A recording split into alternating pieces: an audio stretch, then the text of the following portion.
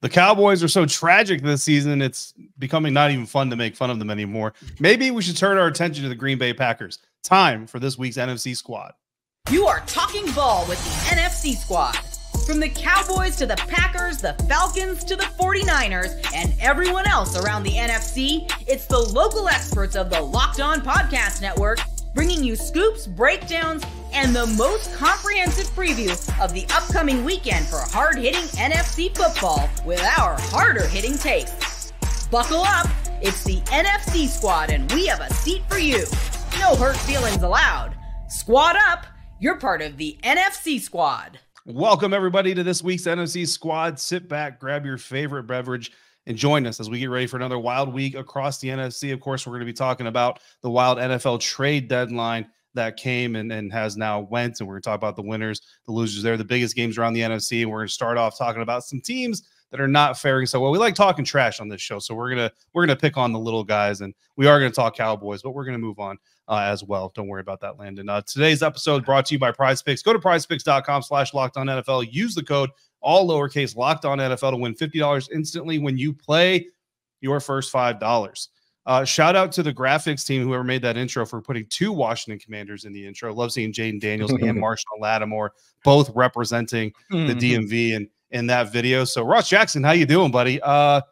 We're gonna start with you. So we'll come back to you here in a minute. Host of Locked On Saints, James Yarko, host of Locked On Bucks, coming through. Aaron Freeman, host of Locked On Falcons, the only one who knows what winning is like these days. Landon McCool, host of Locked On Cowboys, doesn't get a whole lot of that. Gino Camilleri, I don't know why I was about to call you Macalary, but hey, whatever. Gino Camilleri. I like it. I dig it. Eagles. Another in 2 weeks, the hopes around these neck of the woods is that the Eagles will not know what winning looks like. But I can't lie and say that I don't want the Eagles and the Commanders to both continue winning until that Thursday night matchup. Let's make that an epic one. Ross Jackson, back to you. Hope you're all doing well, but let's get to the bad stuff first. New Orleans Saints lost, and Ross was only a 1 point loss, but it was to the Carolina Panthers, which if you do the adjusting, we don't have Locked On Packers, so it's Peter Bukowski to do the full math for us, but I'm pretty sure that equates to like a 40-point loss against anybody else. It results in the firing of the head coach and results in not a fire sale, right, but the trade of Marshon Lattimore. Now, you mentioned on Locked On Saints that Marshon Lattimore trade talk is not new, so I want to ask you directly, is the Marshon Lattimore trade directly connected to losing this season and, of course, losing to the Panthers most recently, or are the two things not really happening at the same time, just kind of coincidentally happening in the same timeline? Yeah, I think that the everything that led up to the Marshon Lattimore trade has started probably over the course of the last few years. And then when you fire your head coach and finally say, okay, this is the team that is now a rebuilding team, finally sort of accepting who they are, it opens up the door for you to be able to take advantage of that. There was a bit of division fracture between Marshon Lattimore and the organization over the course of the last offseason, which they seemed to get patched up. But then, of course, after you fire your head coach, it's time to start to stock up draft capital and start to look at your ability to be able to kind of get ready for your future and see if you can get a bit of young talent in the building. So I think that the firing of the head coach facilitated the trading of Marshon Lattimore, and the firing of the head coach, of course, was facilitated by the loss to the worst team in the NFL, the 1-7 Carolina Panthers. But both of those things, the firing and the trade, have been building up over the course of the last year or so. Yeah, and then again, Washington Commanders fans are through the roof to be benefactors of that. The Tampa Bay Buccaneers would love to be benefactors of that, but unfortunately they fall to the Kansas City Chiefs. It's a 6-point loss, wins overtime. The second overtime loss for James Yarko, the team that you're covering for this prestigious network. Look, I used to be on Locked On Bucks with you.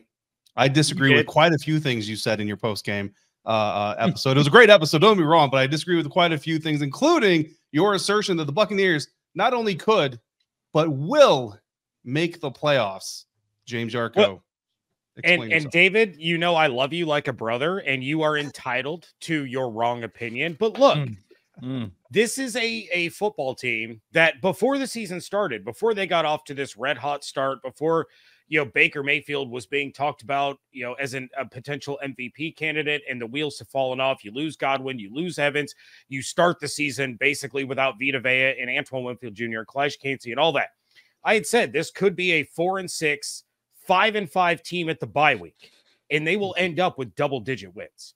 And that is still very much the case for a team that has a top 5 offense across the board and a bottom 5 defense across the board. You get past the 49ers this week, win or lose, and then you're on the bye. Mike Evans comes back. The Buccaneers' remaining opponents have a .319 winning percentage. You get the Giants, you get the Saints, you get the Panthers twice, you get the Cowboys. The Bucs are going to be a 10-win football team. You can mark it down, today's date, and at me all you want. The Bucs are still in the playoffs. The emphasis on the Cowboys was absolutely unnecessary there, James. Absolutely. It's not my fault that you're on the team. That was absolutely unnecessary. The only saving grace that you have is that's a primetime game, and the Bucs can't win primetime games. You think we want to be in a primetime game right now? Oh my God, I've got nothing primetime Cooper Rush. I got primetime games coming out of my butt right now. I wish I could give away these primetime games for draft picks. You and me both, man. Greatest Sunday night football for a 7th rounder in 2027. Please, speaking of unnecessary strays, if you missed last week's NFC Squad episode, you need to go back and check it out. But in that episode, Locked On Packers host Peter Bukowski, who I was holding off because I was hoping he would be his usual late self and we could bring him in here for this. But he decided to take a very unnecessary. We're talking about the NFC North, guys, and he throws a shot at the Philadelphia Eagles, who are certainly not in the NFC North. And Gino Camilleri had a very solid response to it. The Philadelphia Eagles come out winners 28-23 over the Jacksonville Jaguars, while the Green Bay Packers lose at home to the Detroit Lions 24-14, a 10-point loss to a team that's only going to play outdoors, I think, twice all year long in Lambeau Field. Gino Camilleri, since Peter Bukowski is not here to take his medicine, let's go ahead and give it to him anyway. We'll make sure that Ali Bronson gets it to him promptly.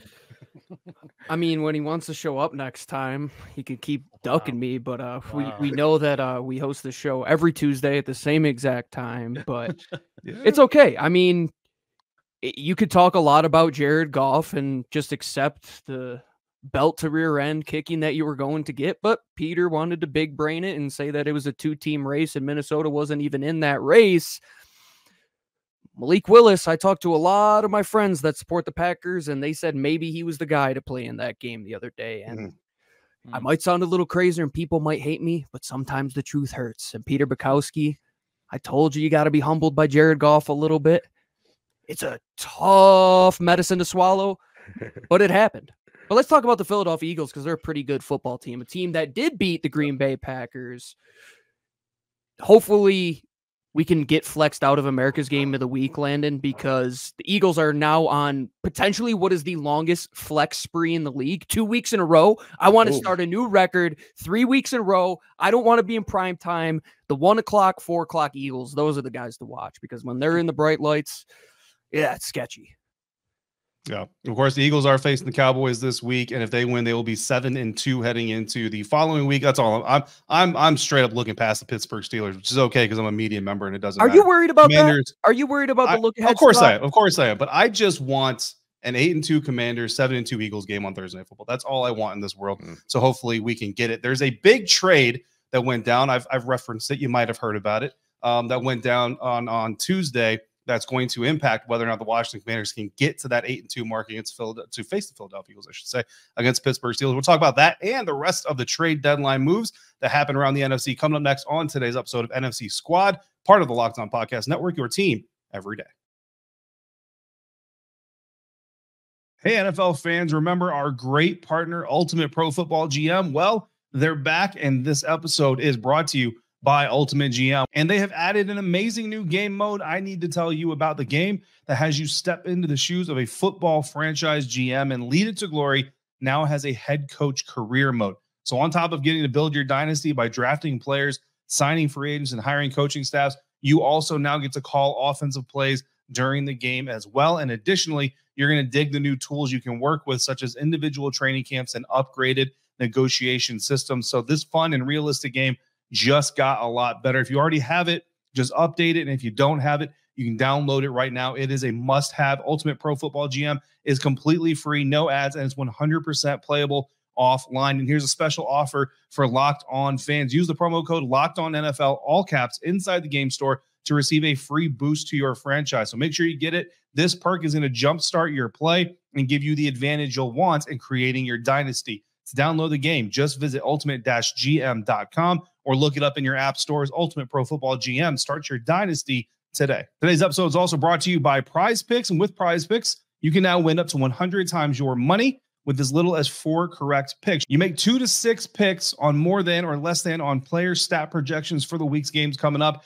and with just as few as 4 correct picks, you can win up to 100 times your money. PrizePicks is the best way to get action on sports in over 30 states, including California, Florida, Georgia, and Texas. So sign up today and you'll get $50 instantly when you play $5. You don't even have to win that $5 ticket to receive the $50 bonus. It is guaranteed. So if you go through the player stat projections and you think this receiver is going to get more than his projected stat line, this running back is going to get less than his projected stat line, whatever it is, throw it together, 2 to 6 players, and you can win real money. Cook up your hot takes with your friends and win this football season. Download the app today. Use the code LOCKEDONNFL to get $50 instantly after you play your first $5 lineup with PrizePicks. Run your game.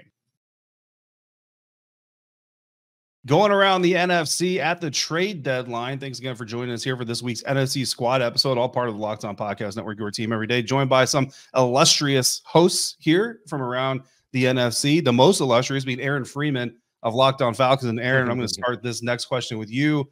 Marshon Lattimore traded from the New Orleans Saints to the Washington Commanders. You know him pretty well from covering the Atlanta Falcons. The Detroit Lions make a big move in getting Zadarius Smith from the Cleveland Browns. And, of course, arguably the biggest trade of the day across the NFC. Landon, you're not escaping this one, buddy. The Dallas Cowboys going all in on Jonathan Mingo from the Carolina Panthers. Aaron Freeman, which of these trades is going to have the biggest impact on this year's playoff race? I mean, the obvious answer is Zadarius Smith with the Detroit Lions. Jonathan Mingo, right. Yes. Because, the Lions are definitely making the playoffs. Washington's making the playoffs as well, I think. But I think with the Lions, they needed a pass rusher. We've talked about it on the previous squad episodes. With losing Aiden Hutchinson, that potentially is going to really impact their defense. And Aiden Hutchinson had been their entirety of their pass rush. So they just needed someone competent in that building that can get reliable pressure in addition to all the other players that they have. So I think it's obviously Zadarius Smith. I think Marshon Lattimore is going to be a big upgrade in Washington. And of course, Jonathan Mingo is going to be a massive upgrade for Turpin, Kavion Turpin, whatever that guy's name is, I guess maybe. Probably, yeah. Sure. Yeah. Or Brooks. Yeah. Yeah. I mean, Landon another McCool, guy you take a lot of flack on this show, and you don't deserve it. It just kind of so happens that we launched the NFC Squad show right around the time the Dallas Cowboys was bottoming the heck out, if I could speak English for a living. Landon, look, you don't deserve all the crap. The Cowboys, do they deserve all the crap?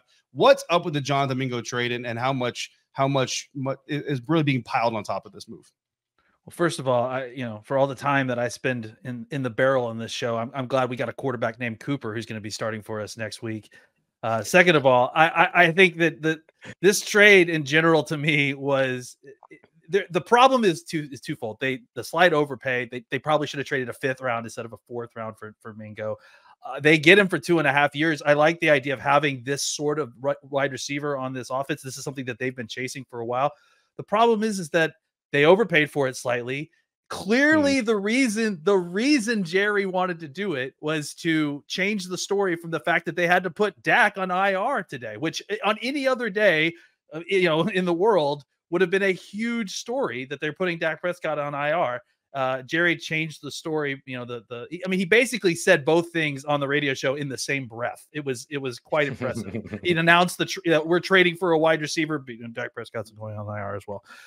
It was like it was crazy to watch. So, on some levels, I like the trade because I think you get 2.5 years of a cheap guy that you can think you can develop. And again, this is a kind of receiver that they've been chasing for a little while. A yak guy that can really kind of complement CD, but again, they overpay for it, and the reason they probably overpay for it is because the Carolina Panthers knew that Jerry needed something to change the story, and so they made him overpay for it. So, it's just another in a long list of follies that have happened seemingly in the last 48 to 72 hours that precedes a season's worth of follies.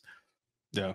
It's amazing how many times we talk about Jerry Jones making decisions and doing things specifically to direct the narrative. And I just got done covering a coach not that long ago who's doing the exact same thing. It cost him his job. Of course, Jerry Jones isn't going to fire himself. Ross Jackson, Locked On Saints. We've already talked a little bit about the Marshon Lattimore trade. Obviously, I feel like that's going to have a big impact on what happens down the road with the Washington Commanders and therefore the playoff race. But the question that a lot of people have around trades like this, multiple picks getting swapped. Washington is sending a 3rd-round pick, a 4th-round pick, the 6th-round pick that the Saints originally sent to them in a previous trade going back to New Orleans. Washington's getting Lattimore and the Saints' 5th-round pick. How do you feel about the compensation? Do you agree with those who say that the Saints got robbed and that Adam Peters is just fleecing people like John Lynch usually does? What do you think about the compensation package here for New Orleans on the side of things?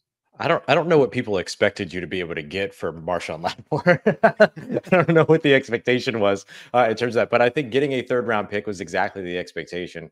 And then being able to advance a 5th-round pick to a 4th-round pick might look like something because the Saints will have an early 5th-round pick and the Commanders will have a late 4th-round pick, or excuse me, an early 5th-round pick, and then the Commanders will have a late 4th-round pick, that it doesn't look like that much. But then when you add in all the compensatory picks that will be added by the time that the draft actually rolls around, that takes a 7 to 8 spot move, a 5 to 6 spot move, and turns it into a 12 to 15 spot move. And that ends up being a positive for New Orleans. And so I think at this point, you've got 2 3rd-round picks, 2 4th-round picks. That's equivalent to potentially having a 2nd-round pick if you need to trade up at some point to go up and grab somebody. So I think considering how aggressive the Saints typically are in the draft, which maybe they don't need to be this time around, maybe the buckshot approach is maybe better than trying to go up there and trade for guys that you want and ending up in another Marcus Davenport situation like they did back in 2018 might be the better situation. But I think this is exactly the trade compensation that all of us expected that the Saints were going to be able to get back from the Washington Commanders. So to see them finally not trading with Howie Roseman for peanuts was a nice adjustment. You don't want Trevor Penning again. You don't want his younger brother Jared in the draft this year. Well, and speaking of some of the other teams that could have been in the mix, my favorite Saints reporter, no offense to you, Ross Jackson, my favorite Saints reporter over at lasports.net, his name is Ross Jackson. You might have heard of him. Mentioned that there were multiple teams in this conversation and that basically the Saints chose the compensation package that the Washington Commanders were sending over. Can you share a little bit I mean, do you know what the other compensation packages are? Or do you think they were even very close? Because it's not a big deal, right? But the Commanders and the Saints do play this year, and Saints fans are obviously going to hate to see Marshon Lattimore come back to Louisiana and pick off Derek Carr and run it back for a touchdown and do all that kind of stuff that he's going to do. Yeah, that's all assuming he's on the field, right? And so I think that the big thing. There you go. No, I'm just kidding. I'm kidding. But I will say that there has been a long list of New Orleans Saints players that haven't made it back to the field on opposing teams when they play against the Saints. I think C.J. Gardner-Johnson broke that streak earlier on this season. I think Jameis Winston will again in a couple weeks. So we'll see what goes on when it comes to Marshon Lattimore. But I don't know the trade packages in particular, but I do know that the Los Angeles Chargers were involved. I have heard that the Baltimore Ravens were involved, but I haven't been able to fully confirm that. But I had heard that Baltimore checked in on that. I think that their eventual trade for Tre'Davious White ends up kind of showing you that they were at least in the market or at least checking in. And then I've heard of course, that the Kansas City Chiefs were a part of it, which everyone has heard about as well. So that was another team that was kind of in the mix. But I would imagine that sending Marshon to a place where he could win, which rules out the Chargers a little bit, and then also gives them, a good return for their trade. I think that that's maybe where the Chiefs and the Commanders ended up separating themselves a bit. Yep, absolutely. And James, look, I know everything that you said, and I hear what you're saying, and I don't necessarily disagree with you all the way, but the casual fan that doesn't watch the Buccaneers every single day is going to look at a 4-5 record, the losses that they have, the injuries that they have specifically, and say, how is it that nobody is talking about Jason Light potentially being in the conversation to trade for Mike Williams, who eventually goes to the Pittsburgh Steelers? Why can you justify for Jason, not that Jason needs you to be his mouthpiece for him, but why would the Buccaneers not be trying to add some talent to this offense with the injuries that they've suffered? Oh, I can absolutely justify that. And look, this is not a team that you go all in on. Even before the injuries, there were still too many holes on the defensive side of the ball. They need another starting corner. Jamel Dean wasn't cutting it. He needs to be replaced. KJ Britt not cutting it, needs to be an upgrade there. The edge, the edge rush, not there. So this isn't a team that you go all in on. And even though they lose Chris Godwin, you get Mike Evans back. Chris Godwin kind of overshadowed in his injury it's a contract year for him. You're not going to go out and you're not going to spend draft capital when you're already missing a 6th round pick for next year, on top of spend your cap space and risk not being able to bring Chris Godwin back. That is going to be the #1 priority. So you're going to need all that draft capital to supplement the roster, and you're going to need that money to give to Chris Godwin to make sure he doesn't go anywhere, because before he left, he was the engine that drove this offense. He was the guy leading the league in yak. He was the guy leading the league in receptions, and he was just absolutely dominating. So that's why Jason Light doesn't go all in for this year to go get a Mike Williams or to get a single piece on defense, because to use your own words against you, David, this is a team that is going to make the playoffs, not necessarily a playoff team. That is something I love to talk about every playoff year. Oh man, I'm not going to get into that here though. What we are going to get into is the top games in the NFC this weekend, including James Yarko's Tampa Bay Buccaneers hosting the San Francisco 49ers. James says the Bucs don't need a win. The 49ers absolutely need a win. So we need to make that make sense somehow, and how that lives in today's dichotomy of the NFL. I don't even know if that's the right word, but we're going to talk more about it coming up next on NFC Squad, part of the Locked On Podcast Network, your team every day. Today's episode is also brought to you by FanDuel. Get ready to tackle all of the NFL action with FanDuel, America's #1 sportsbook, because right now, new customers can bet $5 and get $150 in bonus bets if you win. The FanDuel Sportsbook app gives you everything you need to place live bets on the NFL all in one place. You can make your bets pregame, but you can also make them in-game. As you're sitting there watching your favorite team and you get a feel for the game flow, you might get a little bit of a hunch in the middle of that game. If you want to put some action on that hunch, go to FanDuel, check out the latest stats, view the play-by-play, and so much more on the exact same page in the exact same app. You can place your bets. Just visit FanDuel.com today to join, and you'll get started with $150 in bonus bets if your first bet of $5 wins. That's FanDuel.com. Never waste a hunch. Make every moment more with FanDuel, an official sportsbook partner of the National Football League. Looking at the biggest games this weekend in the NFC to conclude today's episode of NFC Squad. Multiple examples in this episode of why it's ridiculous that I get paid to speak. Landon McCool. So we've got an NFC North version of this question that we've got to ask you here. One of the biggest games in the NFC this weekend, Philadelphia Eagles visiting the Dallas Cowboys. No Dak Prescott. What's up with CeeDee Lamb? And is the NFC East a 2-team race? Yeah, it sure feels like it right now. I mean, it's hard to deny that. As far as the NFC East being a 2-team race, as far as CeeDee Lamb, I think they got a mostly positive review from what I've heard. I think we'll know more tomorrow, probably when the first practice reports come out. I would, listen, as a fan, I'm hoping that they play this safe with him. There's no reason to get him long-term injured in this situation. I understand that this is obviously a huge game, but it's feeling more and more like these huge games aren't so huge for what the Cowboys season looks like moving forward. So you got Cooper Rush, probably, likely until Christmas, and so there's not a reason to completely rush back CeeDee Lamb. So I think there's a likelihood that he could play, but I do hope that the Cowboys kind of take a more cautious approach to some of these situations. Micah Parsons included. Mike is slated to come back this week, and if he isn't close to 100% or cleared at a very high bar, I hope they don't rush him back, because we just don't need a situation where they get injured, in another spot trying to overcompensate for something that they haven't recovered from. Yeah, and Gino on the other side of this thing, man, the Eagles are favored by a touchdown on the road. That kind of tells you which direction each of these teams are going. I don't know how you and Louie have been talking about, or how much you've talked about it on your show, but even though the Eagles are winning, there's still some angst about Nick Sirianni, your head coach, that we've talked about extensively. And a lot of people say they're winning in spite of him, not because of him or not even with him. So in that vein, no Dak, potentially, no other Dallas Cowboys stars. Dallas Cowboys are as close to the basement of the NFC East right now that you can get without tripping over the New York Giants. Is this a must-win scenario for Nick Sirianni? Not for the Eagles, but for Nick Sirianni. And is it important that not only do the Eagles make good on this 7-point spread, but that Nick Sirianni makes good on getting that win?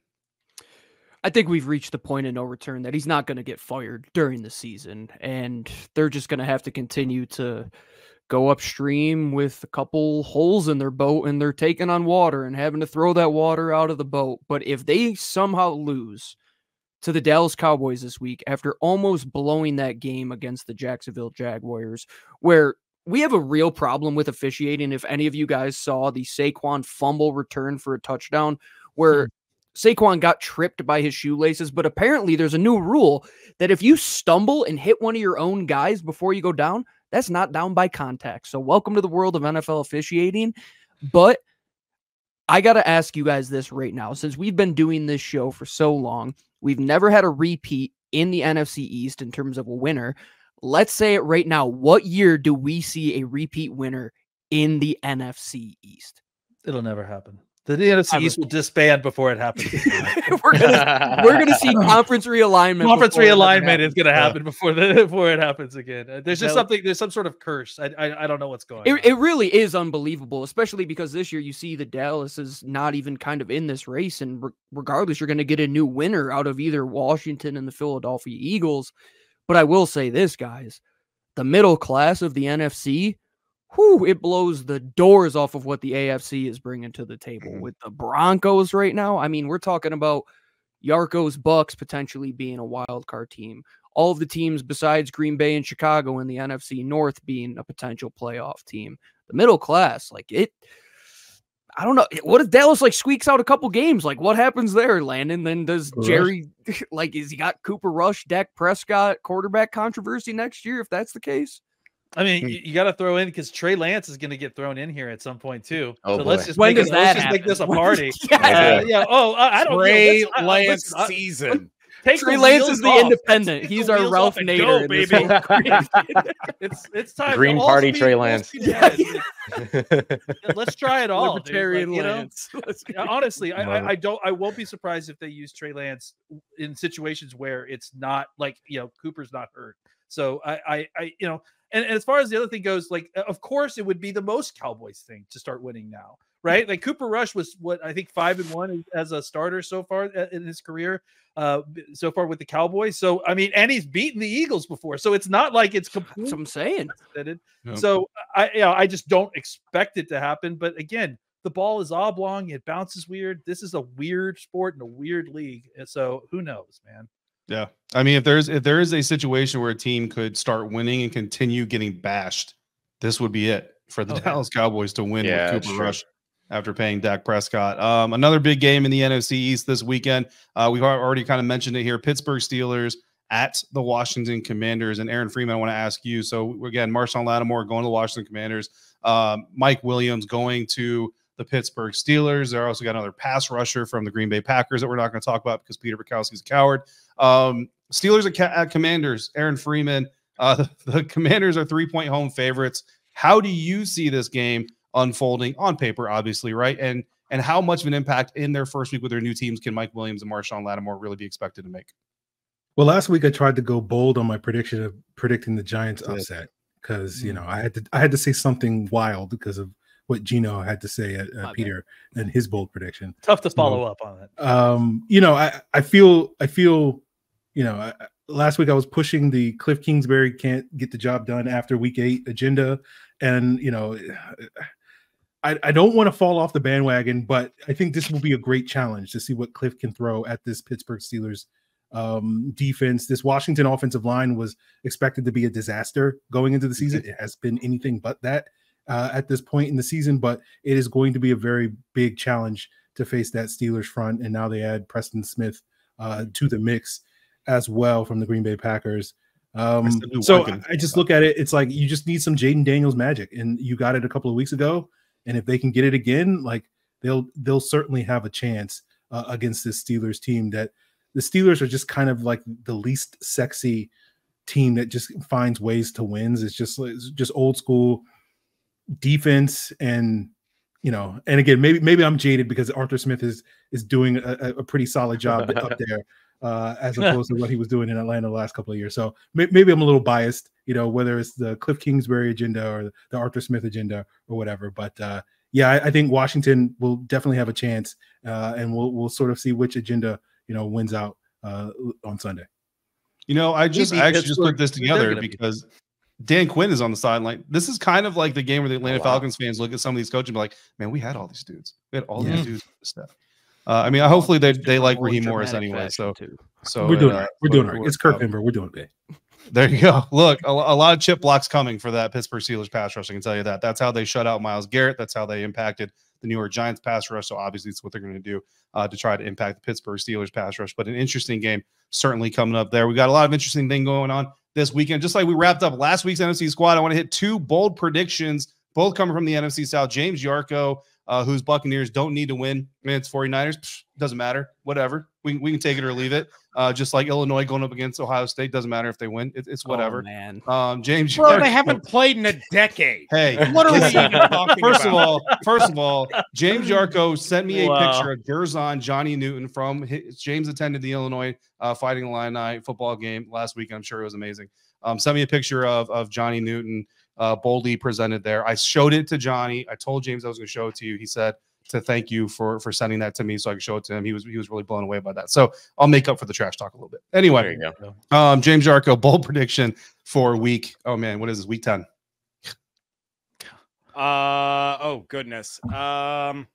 Man, I just gave you like a 2-minute dialogue to prep. Yeah. For a bold prediction. Ross Jackson, Locked On Saints. What's your bold prediction? I thought you were gonna like bold prediction for this specific game. Just bold prediction in general. Kirk Vember ends early with 3 picks. Nice. That's very close to what my bold prediction is, which is that the Darren Rizzi-led New Orleans Saints, who are now in what I'm going to be calling relentlessly their Riz era, and you can't stop me from doing that. We have to find a way to stop him. It's the era of Riz. The New Orleans Saints will win at home against the Atlanta Falcons on Sunday. I love that.